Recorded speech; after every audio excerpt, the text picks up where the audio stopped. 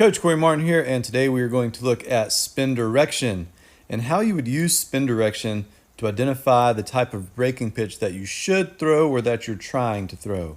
This is a low 3/4 arm slot pitcher, as indicated by that yellow arrow being below 2 o'clock, just below 2 o'clock. This is a fastball, and you can see spin direction is slightly above that arm slot, more around 130.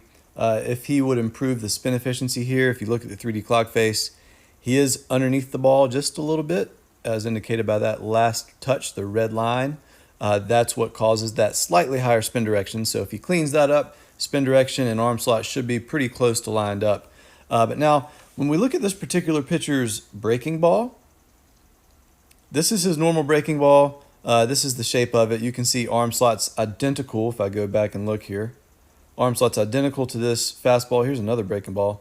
You can see the same arm slot. And that spin direction is going to almost mirror that arm slot. So if you're looking at a 2 o'clock arm slot, then you're also going to be looking at an 8 o'clock spin direction, which is very common when you're looking at breaking balls thrown based off of the arm slot being used. So a low 3/4 pitcher is going to have more of a slider type breaking ball, usually, and then a higher arm slot is going to have more of a curveball looking breaking ball. So if we look at this pitcher, we asked him, hey, can you throw more of a 12-6 breaking ball? Look at what happens to the arm slot. Arm slot jumped up to just above 2 o'clock. He was able to establish almost a 7 o'clock spin direction, but that was only achieved by raising the arm slot from right below 2 o'clock to right above 2 o'clock.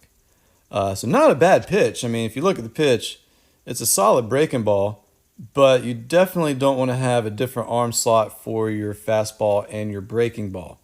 Now, let's go up and look at a pitcher that does have a really high arm slot that would more than likely benefit with a 12-6 curveball. You can see this pitcher is almost, he's right above 1 o'clock with his arm slot. Fastball spin direction is right at 12 o'clock.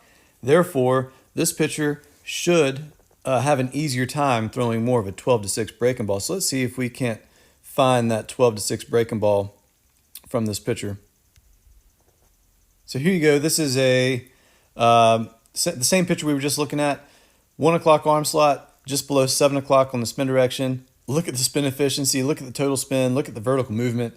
Definitely a very fitting pitch for this particular pitcher, but it all goes back to the arm slot and figuring out which type of pitch, what spin direction you should be looking for based off the arm slot. Hopefully this helps you with figuring out your off-speed pitches by looking at the spin direction.